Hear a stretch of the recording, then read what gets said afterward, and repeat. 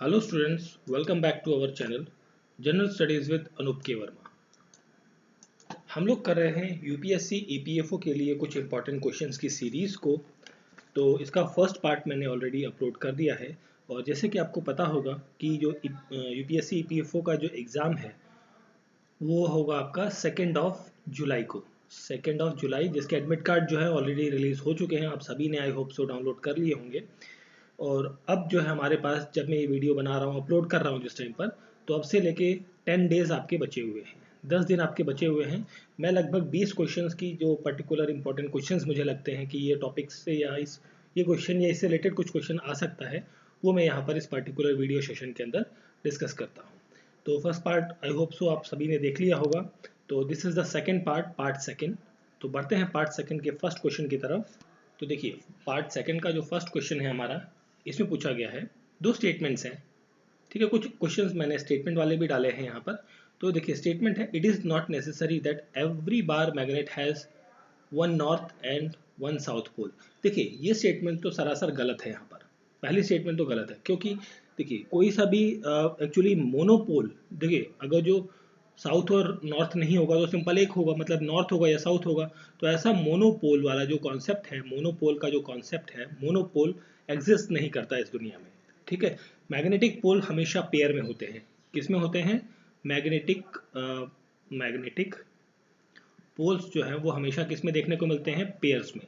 Pairs का मतलब हो गया कि भाई एक नॉर्थ होगा और एक साउथ वाला हिस्सा होगा। ठीक है, तो पहला स्टेटमेंट तो आपका गलत है। Magnetic pole occurs always in pair. तो सेकंड स्टेटमेंट करेक्ट है, फर्स्ट गलत है।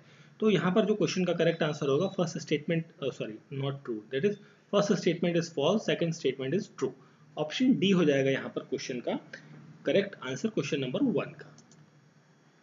फिर हम बढ़ते हैं अगले क्वेश्चन की तरफ। सो हमारा नेक्स्ट क्वेश्चन है, बहुत ही सिंपल क्वेश्चन है। It may be asked, which of the following are the correct parameters for the common domestic power supply. देखिए, जो घरों में बिजली आती है उसके लिए जो पावर क्राइटेरिया होता है, कितना वोल्ट का होता है, वोल्ट का, और कितने हर्ट्ज का। ठीक है, तो यहाँ पर 220 वोल्ट की पावर सप्लाई हमारे घरों में होती है और 50 हर्ट्ज आपकी फ्रीक्वेंसी रहती है। ये क्या है? आपकी फ्रीक्वेंसी। ये है फ्रीक्वेंसी, ये है आपकी वोल्टेज। वोल्टेज रहती है 220 की। दैट इज ऑप्शन नंबर यहाँ पर क्या हो जाएगा? बी हो जाएगा क्वेश्चन का करेक्ट आंसर। ठीक है, चलिए फिर बढ़ते हैं अगले क्वेश्चन की तरफ। सो हमारा नेक्स्ट क्वेश्चन है यहाँ पर एक sorry, a sample of a gas is to be identified by means of its behavior in the presence of glowing splint. Which of the following gas will neither itself burn nor cause a splint to burn? मतलब देखिए, अब इनमें से पूछा गया कि जो 3 नाम दिए गए हैं, ऑक्सीजन, नाइट्रोजन, हाइड्रोजन और मीथेन, इनमें से वो कौन सी गैस है जो ना कि खुद जलती है, ना ही कभी जलने में हेल्प करती है। ठीक है, ना ही बर्निंग एजेंट की तरह काम करती है, बेसिकली ये पूछा है इसमें। तो वो गैस है आपकी नाइट्रोजन। ऑप्शन बी हो जाएगा यहाँ पर करेक्ट आंसर, नाइट्रोजन। नाइट्रोजन ना ही खुद जलती है, ना ही जलने में या स्प्लिंट होने में, शुरुआत होने में वो कभी रोल प्ले करती है। क्यों? ऐसा क्यों है? इसका भी कारण है, क्योंकि यहाँ पर नाइट्रोजन के अंदर 3 कोवेलेंट बॉन्ड्स आपको देखने को मिलते हैं। 3 कोवेलेंट बॉन्ड्स, जो कि ये तीनों कोवेलेंट बॉन्ड्स जो हैं बहुत ज़्यादा हार्ड होते हैं, हार्ड होते हैं, और हार्ड होने की वजह से उन्हें ब्रेक करना ईजी नहीं होता। ठीक है, उन्हें तोड़ना आसान नहीं होता, जिसकी वजह से नाइट्रोजन जो है वो वर्क करती है as a inert gas. It works as a inert gas. ठीक है, इनर्ट गैस की तरह काम करती है और ये किसी भी केमिकल रिएक्शन के अंदर इन्वॉल्व नहीं रहती। ठीक है, क्लियर? क्वेश्चन का करेक्ट आंसर है ऑप्शन नंबर बी। सॉरी, चलिए फिर बढ़ते हैं हम अगले क्वेश्चन की तरफ। हमारा question number 4, leprosy is caused by. देखिए, बहुत ही सिंपल क्वेश्चन है। लेप्रोसी को हिंदी में कहते हैं कुष्ठ रोग, है ना। तो ये लेप्रोसी जो डिजीज है, इसका एक और नाम है, इसको कहा जाता है, that is the Hansen Hansen disease. Hansen disease भी कहा जाता है लेप्रोसी को। और ये होती है एक इन्फेक्शियस डिजीज है जो धीरे धीरे ग्रो करती है by the help of bacteria. ठीक है, बैक्टीरिया की मदद से या बैक्टीरिया की वजह से ये जो डिजीज है ये फैलती है। और उस बैक्टीरिया का नाम है बेसिकली माइकोबैक्टीरियम। माइकोबैक्टीरियम लेप्रीज, लेप्रीज, ठीक है।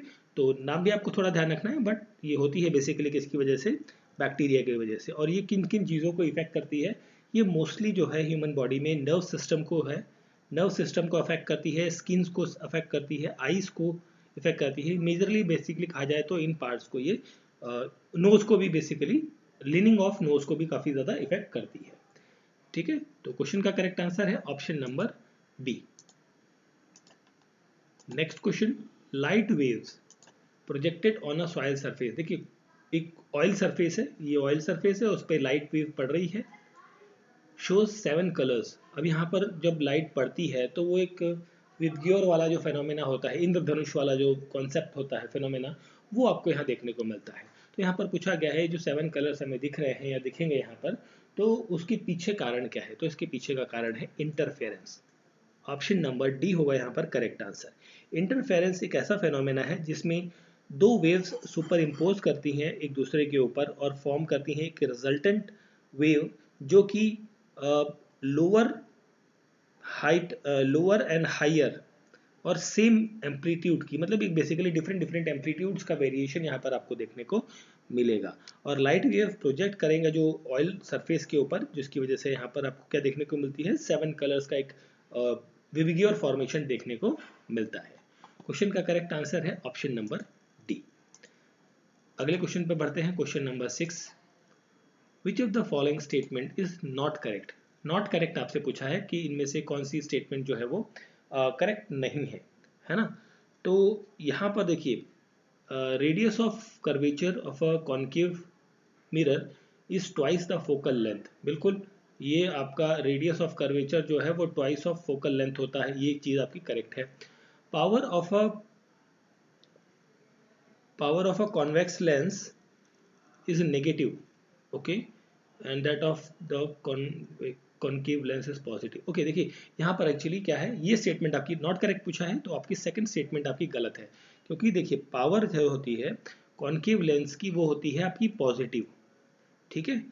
पावर पॉजिटिव होती है कॉन्केव लेंस की, तो पावर पॉजिटिव होने के साथ में जो उसकी फोकल लेंथ है वो भी क्या होगी, आपकी पॉजिटिव होगी। और यहाँ पर कॉन्केव लेंस की पावर जो है वो नेगेटिव होती है, ये होती है आपकी नेगेटिव। अब नेगेटिव होने के साथ साथ यहाँ पर जब फोकल लेंथ की बात करेंगे कॉन्केव लेंस की, तो वो भी क्या होगी, फोकल लेंथ आपकी क्या हो जाएगी यहाँ पर, वो भी आपकी नेगेटिव हो जाएगी, ठीक है। तो यहाँ पर नॉट करेक्ट पूछा गया था, तो ऑप्शन बी हो जाएगा यहाँ पर करेक्ट आंसर। अब पावर और फोकल लेंथ के बीच का जो रिलेशन है P = 1/f होता है, ठीक है। और कॉन्वेक्स लेंस का जो पावर होता है वो क्या होता है, पॉजिटिव होता है, ना कि नेगेटिव होता है। Radius of curvature of a plane mirror is infinite, ये करेक्ट स्टेटमेंट है। देखिए इनकरेक्ट पूछा था तो हमें मिल गया, और बाकी स्टेटमेंट को भी हम एक बार रीड कर लेते हैं। व्हेन अ रे passes from the optically denser medium to an optically rarer medium, the angle of refraction is greater than the corresponding angle of incidence. This is also the correct one, ठीक है। तो question number 6 का correct answer हो गया option number C, sorry option number B. Question number 7 पर आते हैं। Which of the following statement is not correct, आपसे यहाँ पर भी पूछा गया है कि कौन सी स्टेटमेंट यहाँ पर गलत है। तो यहाँ पर बात करें, Kelvin scale of a temperature is called as an absolute temperature, sorry absolute scale, ये बिल्कुल करेक्ट स्टेटमेंट है आपकी। कैल्विन स्केल ऑफ टेम्परेचर को एब्सोल्यूट स्केल भी कहा जाता है। विजिबल रेडिएशन जो होता है वेवलेंथ का, वो 400 to 700 नैनोमीटर बिल्कुल होता है। देखिए इस पर्टिकुलर पॉइंट पर, सिर्फ इसी पर्टिकुलर पॉइंट पर आई थिंक 2 या 3 एग्जाम में पिछले जो 2 महीने के अंदर हुए हैं, वहाँ पर मैंने ये क्वेश्चन देखा था कि भाई विजिबल रेंज आपसे पूछी गई थी कि ये रेंज किसकी है, ठीक है। विजिबल लाइट की वेवलेंथ के बारे में यहाँ पर बात करी गई थी। इस पॉइंट से रिलेटेड क्वेश्चंस आपके आ चुके हैं already. Capacity to do work is called power, नहीं, कैपेसिटी टू डू वर्क जो होता है ये कहलाता है आपका एनर्जी। हम बचपन से पढ़ते आ रहे हैं capacity to do work is energy. While power की जब हम बात करते हैं तो पावर होता है rate of doing work, rate of doing work आपका क्या कहलाता है, पावर कहलाता है, और कैपेसिटी कहलाता है आपका एनर्जी, ठीक है। तो ये वाली स्टेटमेंट आपकी हो जाती है गलत, option C. Wavelength of gamma is less than the X rays, ये भी आपकी करेक्ट स्टेटमेंट है। रॉन्ग पूछा गया था, तो that means option number C हो जाएगा यहाँ पर करेक्ट आंसर, ठीक है। चलिए फिर हम बढ़ते हैं अगले क्वेश्चन की तरफ, question number 8। Okay, solution of which of the following will have pH less than 7। तो यहाँ पर पूछा गया है कौन से सॉल्यूशन का पीएच जो है वो लेस देन 7 होता है। देखिए सबसे पहले हम NaOH की बात करते हैं, सोडियम हाइड्रोक्साइड की। तो सोडियम हाइड्रोक्साइड एक स्ट्रॉन्ग बेस है, मैं शॉर्ट में लिखता हूँ स्ट्रॉन्ग बेस है, और इसकी जो पीएच की जो रेंज होती है ये होती है लगभग आपकी 13 to 14 के बीच में, 13 से 14 के बीच में। बेसिकली स्ट्रॉन्ग बेस है तो डिपेंडिंग अपॉन कॉन्सेंट्रेशन इसकी जो रेंज है वो 13 से 14 के बीच में देखने को मिलती है। KCl एक स्ट्रॉन्ग एसिड है। एसिडिटी तो यहाँ पर क्या है, एसिड है ये स्ट्रॉन्ग, और स्ट्रॉन्ग एसिड है तो क्या होगा, ये होगा weak base.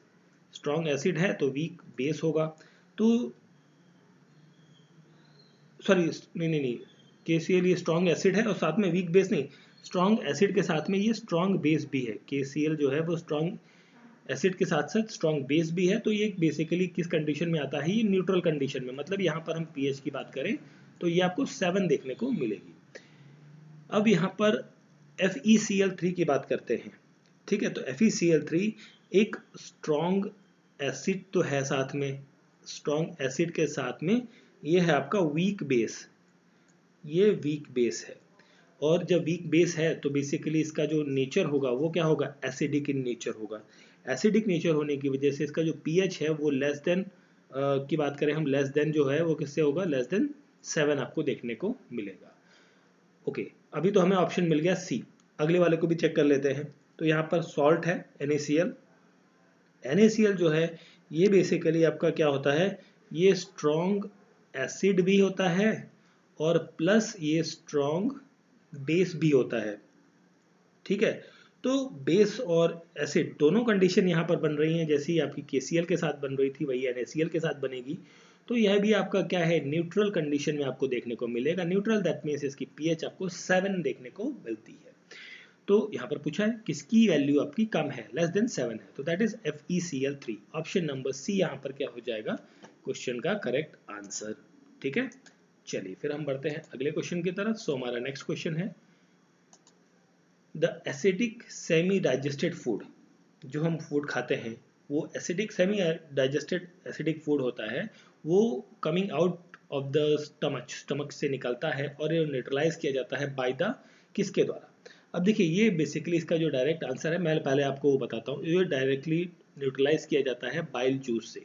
Option number D हो जाएगा यहाँ पर क्वेश्चन का करेक्ट आंसर, ठीक है। अब यहाँ होता क्या है, जो फूड है, फूड जो है वो स्टमक में गया, और स्टमक देखिए फूड जो है स्टमक के अंदर एंटर करता है, और यह स्टमक के अंदर जो स्मॉल इंटेस्टाइन है, जिन्हें छोटी आंत कहते हैं इंटेस्टाइन, उनके अंदर ये एंटर करता है। और जहाँ ये कंप्लीटली डाइजेस्ट करता है, मतलब जो डाइजेशन का प्रोसेस है वो यहाँ पर स्मॉल इंटेस्टाइन के अंदर डाइजेशन का जो प्रोसेस है वो यहाँ पर मतलब कंप्लीट होता है, यहाँ पर पूरा कंप्लीट होता है। और फूड उसके बाद यहाँ से फ्रॉम बेसिकली देखिए जो फूड है वो स्टमक से निकलता है, वो किस फॉर्मेट में होता है, ये होता है एसिडिक फॉर्मेट में, एसिडिक फॉर्मेट में होता है, और इसे अल्कलाइन बन जाता है। ये बेसिकली एसिडिक फॉर्मेट में है, उसके बाद ये कन्वर्ट होता है अल्कलाइन फॉर्मेट में, अल्कलाइन फॉर्मेट में। और यहाँ पर जो पैनक्रियाटिक एंजाइम है, कौन करता है इसको अल्कलाइन करने का काम, पैनक्रियाटिक एंजाइम। पैनक्रियाटिक एंजाइम जो है इसको वो एसिडिक टू अल्कलाइन में कन्वर्ट करने का काम करता है, ठीक है। और बाइल जूस जो है वो लीवर में, बेसिकली जो लीवर होता है, लीवर से आपको मिलेगा बाइल जूस, जो इसको बेसिकली कंप्लीट डाइजेशन में हेल्प करेगा, ठीक है। तो ये है यहाँ पर इसका क्वेश्चन का करेक्ट आंसर। और बाइल जूस जो है बेसिकली देखिए, बाइल जूस की जब हम बात करते हैं, आंसर तो मिल गया आपको ऑप्शन नंबर डी। और बाइल जूस जो है वो प्रोड्यूस कहाँ पर होता है, ये लीवर के अंदर प्रोड्यूस होता है, ठीक है।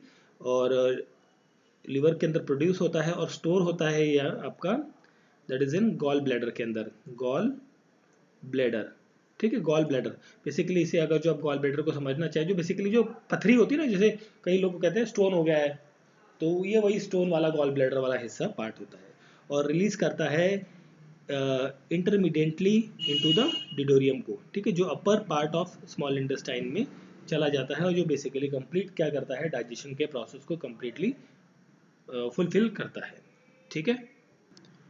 नेक्स्ट क्वेश्चन है tendons through which muscles are connected to bones, tendons जो हैं through which muscles are connected to bones are tightly compacted bundles of which of the following long fibrous protein. तो यहाँ पर टेंडन्स जो हैं वो connective tissue basically connected होते हैं थ्रू द कोलेजिनियस फाइबर से, दैट इज द यहाँ पर रहेगा answer, correct answer collagen, collagenous fibre collagen. और प्राइमरी कोलेजन फाइबर्स जो होते हैं वो उसके अंदर बंडल ऑफ कोलेजन फाइब्रिल्स आपको देखने को मिलेंगे, जो कि देखिए collagen fibril sorry that is the fibril. ये क्या होती हैं, ये बेसिकली टेंडन्स के क्या हैं, these are called as the basic units, these are called as the basic units of the tendon। ठीक है, तो यहाँ पर जो करेक्ट आंसर हो जाएगा क्वेश्चन का, correct answer option number B हो जाएगा। नेक्स्ट क्वेश्चन पे आते हैं, क्वेश्चन नंबर 11 पे। तो क्वेश्चन नंबर 11 में आपसे पूछा गया है which among the following organ of United Nation, which among the following organ of United Nation is not having a headquarter in New York, जिसके हेडक्वार्टर्स आपको कहाँ देखने को नहीं मिलते हैं, न्यूयॉर्क के अंदर। तो देखिए यूनाइटेड नेशन जनरल असेंबली के हेडक्वार्टर्स आपको न्यूयॉर्क के अंदर देखने को मिलेंगे, यूनाइटेड नेशन काउंसिल के मिलेंगे, United nation economic and social council के भी हेडक्वार्टर आपको कहाँ है, न्यूयॉर्क के अंदर है। इंटरनेशनल कोर्ट ऑफ जस्टिस, इसके हेडक्वार्टर आपको न्यूयॉर्क में नहीं मिलते हैं, तो यहाँ पर ऑप्शन डी होगा करेक्ट आंसर। और इसके हेडक्वार्टर्स कहाँ पर हैं, हेग के अंदर है, द हेग, हेग के अंदर है। हेग कहाँ पर है आपका, नीदरलैंड के अंदर है। ठीक है, तो ये आपको ध्यान रखना है, ऑप्शन नंबर डी हो जाएगा यहाँ पर क्वेश्चन नंबर 11 का correct answer. Next question, question number 12 है, which among the following reports is published by transparency international. तो देखिए ट्रांसपेरेंसी इंटरनेशनल जो लंदन बेस्ड एक संस्था है जो कि रिपोर्ट पब्लिश करती है, global corruption perception, global corruption report basically, और या ग्लोबल करप्शन रिपोर्ट और करप्शन परसेप्शन इंडेक्स जो है ये रिपोर्ट पब्लिश करती है।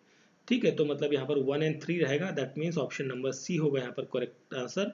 और वर्ल्ड प्रेस फ्रीडम इंडेक्स जो है ये रिलीज किया जाता है रिपोर्टर्स विदाउट बॉर्डर की जो संस्था है उसके द्वारा प्रेस फ्रीडम इंडेक्स की रिपोर्ट जो है वो पब्लिश की जाती है। तो ऑप्शन सी होगा यहाँ पर क्वेश्चन का करेक्ट आंसर। नेक्स्ट क्वेश्चन है question number 13, which among the following does not count in the development of expenditure of government. देखिए ये क्वेश्चन जो है ना, ये वाला पर्टिकुलर क्वेश्चन पिछले साल भी और इस साल भी कई सारे एग्जाम्स के अंदर, मतलब स्टेट्स में भी आया है और यूपीएससी के भी कुछ एग्जाम्स हुए हैं, तो वहाँ पर भी ये रिपीटेडली क्वेश्चन पूछा गया है, तो मोस्ट इंपॉर्टेंट क्वेश्चन है, इसको जरूर ध्यान रखिएगा। तो which among the following does not count in the development of expenditure of government. देखिए गवर्नमेंट के एक्सपेंडिचर के अंदर, ठीक है, तो कौन सी चीज़ें काउंट होती हैं। देखिए इकोनॉमिक सर्विसेज से रिलेटेड जो खर्चे होंगे उन्हें काउंट किया जाता है, सोशल सर्विसेज से रिलेटेड जो खर्चे होंगे, सोशल सर्विस मतलब जो बहुत सारी स्कीम्स पर जो पैसा लग रहा है, ठीक है, उनसे रिलेटेड जो भी खर्चे होंगे वो लगेंगे। ग्रांट्स टू स्टेट मतलब जो राज्य हैं उनको जो पैसा दिया गया है केंद्र के द्वारा, वो सारे यहाँ पर काउंट होंगे। बट जो डिफेंस पर एक्सपेंडिचर होगा, जो सेना पर जो खर्चा होगा, वो यहाँ पर काउंट नहीं किया जाता। ठीक है, तो यहाँ पर जो है डेवलपमेंट एक्सपेंडिचर के अंतर्गत जो है बेसिकली डिफेंस एक्सपेंडिचर काउंट नहीं किया जाता है, does not include in that one. ठीक है, और ये हेल्प करता है बेसिकली जो एक्सपेंडिचर, डेवलपमेंट एक्सपेंडिचर जो है ये हेल्प करेगा इंक्रीज इन प्रोडक्शन को इंक्रीज करने के लिए और real income of the country को डिटरमाइन करने के लिए। ठीक है, तो ऑप्शन डी यहाँ पर क्या हो जाएगा, करेक्ट आंसर हो जाएगा। क्वेश्चन नंबर 14 पे आते हैं,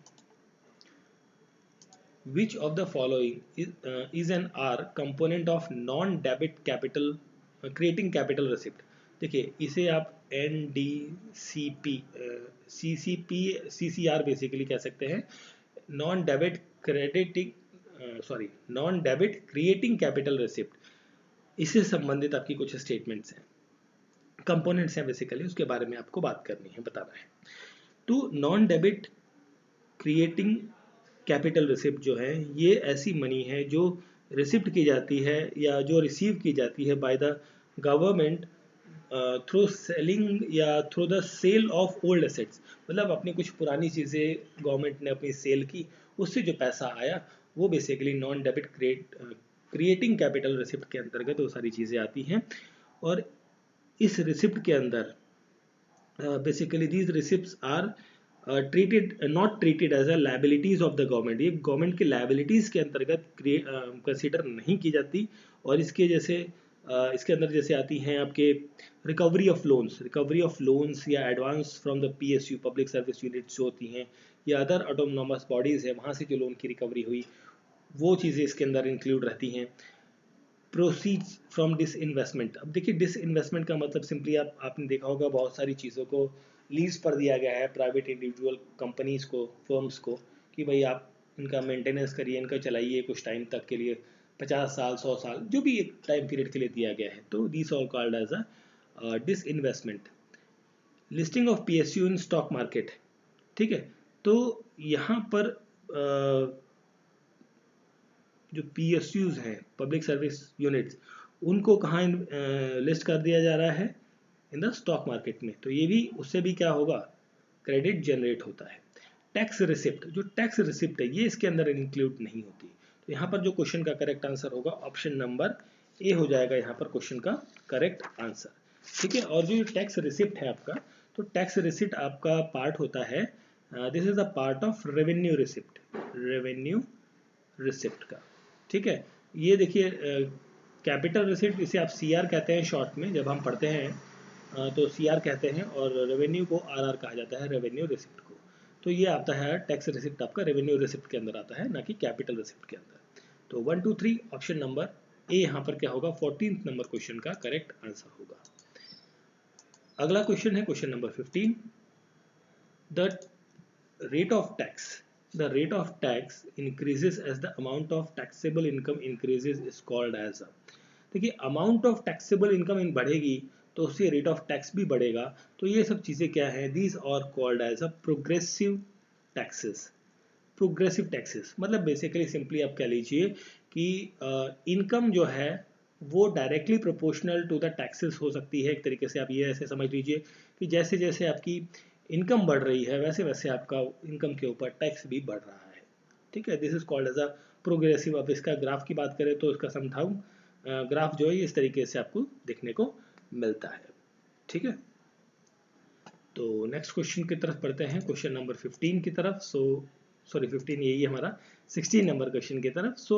16 नंबर क्वेश्चन में आपसे पूछा है lowering of the values of currency. देखिए करेंसी की वैल्यू को अगर जो हम कम कर देते हैं, मतलब जैसे INR है, इंडियन रुपीज़ है, ठीक है, और इधर आप US डॉलर लिख रहे हैं, डॉलर, ठीक है, तो यहाँ पर जो अपनी करेंसी को कम करना टू द फॉरेन करेंसी, ठीक है, फॉरेन करेंसी बढ़ा दी, उसकी वैल्यू बढ़ गई, हमारी वैल्यू बढ़ कम हो गई, तो इस चीज़ को क्या कहते हैं, इसको कहते हैं डीवैल्यूएशन करना, अपनी कीमत को कम आंकना, ठीक है। अब इसका बेस्ट एग्जांपल आप ले सकते हैं कि जैसे अभी करंट में हम बात करें पाकिस्तान की, तो वहाँ पर जो $1 US डॉलर की जो कीमत है वो लगभग आई थिंक 290 के आसपास चल रही है, और इंडिया के अंदर जो भारत की करेंसी है उसकी जो वैल्यू है $1 की, वो लगभग 82 के अराउंड समथिंग वर्क कर रही है, ठीक है। तो यहाँ पर क्या हो रहा है, जब हम अपनी देश की करेंसी को दूसरे के कंपैरेटिव में डाउन करते हैं, ठीक है, तो लोअर कर देते हैं वैल्यू, तो वहाँ पर हमारा क्या होता है, डीवैल्यूएशन होता है। ऑप्शन नंबर ए यहाँ पर क्या हो जाएगा, correct answer. Next question, which of the following statement is correct. तो निफ्टी जो है एक 50 फर्म बेस्ड ग्रुप है या ऑर्गेनाइजेशन है बेसिकली कहा जाए, तो ये 50 निफ्टी 50 ये एक बेंचमार्क है इंडियन स्टॉक मार्केट का इंडेक्स के अंदर, जिसके अंदर वेट लिया जाता है एवरेज 50 ऑफ द लार्जेस्ट, जो लार्जेस्ट 50 इंडियन कंपनीज हैं जो लिस्टेड है नेशनल स्टॉक एक्सचेंज के अंदर, ठीक है। मतलब NSE आपने नाम सुना होगा, नेशनल स्टॉक एक्सचेंज, इसके अंदर जो टॉप 50 कंपनीज हैं, भारतीय कंपनी, इंडियन कंपनी जो लिस्टेड हैं, उनका वेटेड एवरेज यहाँ पर लिया जाता है, ठीक है, निफ्टी के अंदर। तो फर्स्ट स्टेटमेंट आपकी क्या है, करेक्ट है। Nifty is govern and regulated by the RBI, नहीं, देखिए निफ्टी को गवर्न और रेगुलेट करने का काम करता है CB। Central exchange board of India, ठीक है, सीबी इसको रेगुलेट करने का काम और गवर्न करने का काम करती है। तो फर्स्ट तो करेक्ट है, सेकंड गलत हो गया। Nifty does not trade in mutual funds. अब देखिए ये तो ठीक है, ये बात हो गई कि भाई इसको रेगुलेट कौन करता है। अब ये आपका निफ्टी जो है ये म्यूचुअल फंड्स में काम नहीं करता है ना। वो आपने एड्स देखी होंगी, subject to market risk, mutual funds में इन्वेस्ट कीजिए, आपको 5 साल के बाद इतना रिटर्न मिलेगा या 10 साल के बाद इतना रिटर्न मिलेगा समथिंग। तो ये चीज़ें आपको यहाँ पर निफ्टी इसके अंदर काम नहीं करता है। तो फर्स्ट एंड थर्ड करेक्ट है, दैट मीन्स ऑप्शन डी हो जाएगा यहाँ पर क्वेश्चन 17 का करेक्ट आंसर। नेक्स्ट क्वेश्चन पर बढ़ते हैं, क्वेश्चन नंबर 18 की तरफ। So when the productive capacity of an economy of a state is inadequate to create the sufficient number of jobs is called as a। देखिए ये इस तरीके के बेसिकली ये अनएम्प्लॉयमेंट का टाइप पूछा गया है। ये किस टाइप का अनएम्प्लॉयमेंट होगा, जब एक इकोनॉमी के अंदर तो जहाँ पर मतलब लोग हैं बट वहाँ पर वो इतना स्ट्रक्चर डेवलप नहीं कर पा रहे हैं कि वहाँ पर उनको एम्प्लॉयमेंट दी जाए, तो उस तरीके की जो अनएम्प्लॉयमेंट कंडीशन होती है वो कहलाती है आपकी स्ट्रक्चरल अनएम्प्लॉयमेंट। ठीक है, स्ट्रक्चरल अनएम्प्लॉयमेंट ये एक तरीके की इनवॉलेंट्री अनएम्प्लॉयमेंट है, जो कि मिसमैच बिटवीन द स्किल्ड, जो स्किल है उसके हिसाब से उनको काम नहीं मिल पा रहा है। मतलब मान लीजिए कोई एक अच्छा ड्राइवर है, तो अब उस एरिया में उसको ड्राइविंग के लिए एज अ ड्राइवर उसको जॉब नहीं मिल पा रहा है पर्टिकुलर, मतलब एक स्ट्रक्चर जो फ्रेम स्ट्रक्चर है भाई, जिस चीज़ में बंदा स्किल्ड है, कोई इंजीनियर है उसको इंजीनियरिंग की जॉब नहीं मिल पा रही है, वो कुछ और काम कर रहा है। ठीक है, तो इस टाइप की जो एम्प्लॉयमेंट अनएम्प्लॉयमेंट होती हैं उन्हें कहते हैं हम structural unemployment. Option number B हो जाएगा यहाँ पर करेक्ट आंसर। नेक्स्ट क्वेश्चन है क्वेश्चन नंबर 19। तो इसमें आपसे पूछा है who among the following scholar were contemporary to the Kanishka. Kanishka के कंटेम्प्रेरी या समकालीन बेसिकली या समकक्ष जिन्हें कहा जाता है वो कौन है यहाँ पर। तो देखिए अश्व घोष के बारे में बात करें तो अश्व घोष जो है एक ये पोएट थे, म्यूजिशियन थे और बुद्धिस्ट मॉन्क थे। ठीक है, बुद्धिस्ट मॉन्क थे ये अश्व घोष, और इन्होंने नहीं सॉरी हाँ अश्व घोष बुद्धिस्ट मॉन्क थे करेक्ट। ठीक है, और यहाँ पर नागार्जुना की बात करें तो नागार्जुना एक महायान फिलोसोफर थे। ये कौन थे, महायान फिलोसोफर थे। वाशुमित्र की बात करते हैं तो वाशुमित्र जो हैं ये एक बुद्धिस्ट मॉन्क हैं, बुद्धिस्ट मॉन्क थे, जिन्होंने जो 4th बुद्धिस्ट काउंसिल है कश्मीर के अंदर जो हुई थी उसे क्या करा था, प्रिसाइड उसकी अध्यक्षता करी थी। और ये जो तीनों लोग हैं अश्वघोष, नागार्जुन और वाशुमित्र, ये तीनों लोग जो हैं वो संबंधित हैं विद द कनिष्क। कनिष्क के साथ में इनका लिंक है, उसके टाइम पर ये थे। ठीक है, कनिष्क के समकालीन बेसिकली ये थे। तो यही पूछा गया था, तो 1 2 3 ऑप्शन करेक्ट होगा, ऑप्शन नंबर डी। अब यहाँ पर बात आती है चाणक्य की। तो जो चाणक्य है इनका एक और नाम है कौटिल्य। कौटिल्य भी इन्हें कहा जाता है, और ये थे बेसिकली चीफ मिनिस्टर थे किसके दरबार में, जो चंद्रगुप्त मौर्य हैं उनके दरबार में ये चीफ मिनिस्टर थे, मुख्यमंत्री थे बेसिकली। ठीक है, और ये कंटेम्प्रेरी थे जो कौटिल्य, ये कंटेम्प्रेरी थे अलेक्जेंडर के दौरान, जो अलेक्जेंडर द ग्रेट जिसे कहते हैं, फर्स्ट एम्परर ऑफ इंडिया, जिसने रूल किया था इंडियन सब कॉन्टिनेंट को अराउंड 4th सेंचुरी BC के अराउंड। ठीक है, तो ये उसके टाइम पर थे ये चाणक्य और कौटिल्य बेसिकली। तो क्वेश्चन का करेक्ट आंसर होगा ऑप्शन नंबर डी। अगला क्वेश्चन है हमारा सिंपल क्वेश्चन है, Indian national Congress was founded during the voice royalty of home. तो यहाँ पर जो वॉइस रॉय थे वो थे लॉर्ड डफरिन। ये टाइम पीरियड था 1885 का, और इसके फाउंडेशन किसने रखी थी, A.O. ह्यूम। ठीक है, कई बार पूछा जाता है बट यूपीएससी अब नहीं पूछता है, बट ठीक है ये क्वेश्चन मैंने डाल दिया था। तो ये था आपका क्वेश्चन नंबर 20 इस पर्टिकुलर पार्ट का, पार्ट सेकेंड का। तो आई होप सो वीडियोस अच्छा लगा होगा, क्वेश्चंस आपको इंटरेस्टिंग लगे होंगे।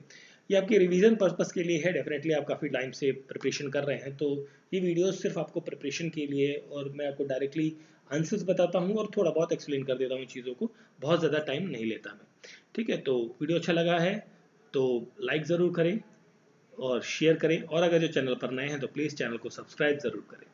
थैंक यू फॉर वॉचिंग, मिलते हैं नेक्स्ट पार्ट के अंदर बहुत जल्द।